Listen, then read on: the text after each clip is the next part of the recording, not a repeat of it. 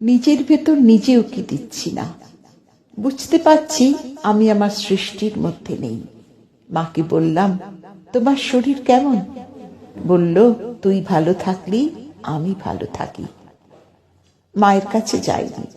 আমার স্ত্রী বলল, তোমার বাবা কেমন আছে জিজ্ঞেস করলে না?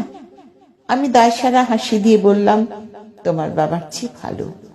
ভুলেই যাচ্ছি সে যে কবে বিয়ে করেছি। বউকে বললাম, আমার দুর্বলতা কি জানো? তখন তার চোখে মুখে তার বাবা মায়ের কুঁচকে যাওয়া মুখ ভেসে উঠল। প্রগতির নামে বাবা মাকে চকচকে ক্রাচ কিনে দিলাম।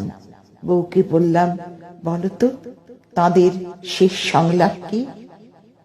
তুই ভালো থাকলি আমি ভালো থাকি, তুই ভালো থাকলেই আমি ভালো থাকি। কলমে অমল বিশ্বাস। তুই ভালো থাকলেই আমি ভালো থাকি। কণ্ঠে আমি নন্দিতা।